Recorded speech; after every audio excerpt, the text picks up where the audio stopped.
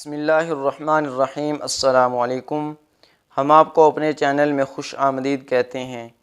تو آج ہم آپ کو بتائیں گے عورت کی تعبیر کے بارے میں۔ اگر خواب میں عورت دیکھیں تو اس کی کیا تعبیر ہے۔ اس کی مختلف صورتیں ہیں۔ نوجوان عورت کو دیکھنا، بوڑھی عورت کو دیکھنا، بدصورت عورت کو دیکھنا، لاغر، اور اس طرح بہت زیادہ اس کی صورتیں ہیں۔ تو آج کی اس ویڈیو میں آپ کو بتاؤں گا کہ اس کی کیا کیا تعبیریں ہیں۔ تو چلیں ویڈیو شروع کرتے ہیں۔ ویڈیو شروع کرنے سے پہلے اگر ابھی تک آپ نے ہمارا چینل سبسکرائب نہیں کیا تو ہمارے چینل کو سبسکرائب کر دیں اور ساتھ بیل آئیکن کے بٹن کو بھی پریس کر دیں تاکہ ہر نئی ویڈیو کی نوٹیفیکیشن آپ تک بر وقت پہنچتی رہے۔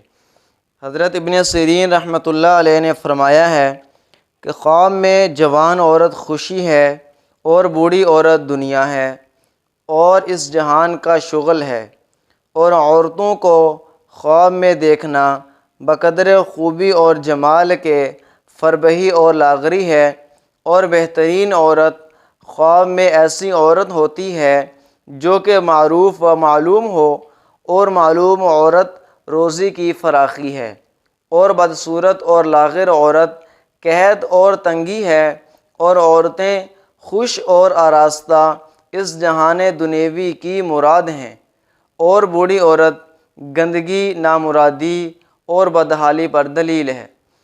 حضرت ابراہیم کرمانی رحمۃ اللہ علیہ نے فرمایا ہے کہ اگر عورت دیکھے کہ اس کے عضو تناسل ہے جیسا کہ مردوں کے ہوتا ہے، دلیل ہے کہ اس کو فرزند ہوگا، اور وہ فرزند قوم اور خاندان پر بزرگ اور سردار ہوگا۔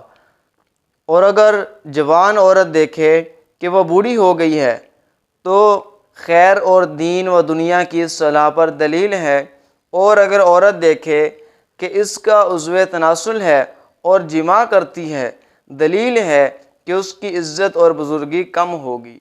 اور اگر عورت دیکھے کہ اس نے مردانہ لباس پہنا ہوا ہے، اگر وہ عورت پارسا ہے تو خیر و صلاح پر دلیل ہے، اور اگر وہ فسادی ہے تو شر اور فساد پر دلیل ہے۔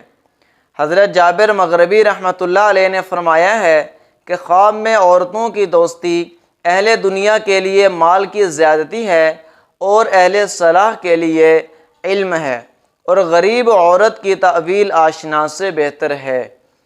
اور اگر دیکھے کہ اس کی عورت پر کوئی شخص دست درازی کرتا ہے، دلیل ہے کہ اس کی عورت کے اہل مالدار ہوں گے۔ اور اگر دیکھے کہ اس کی عورت فساد کے لیے بیگانے کے پاس گئی ہے، دلیل ہے کہ وہ لڑکا جنے گی اور خیر اور نفع پائے گی۔ حضرت جعفر صادق رحمۃ اللہ علیہ نے فرمایا ہے کہ خواب میں عورتوں کا دیکھنا 6 وجہ پر ہے۔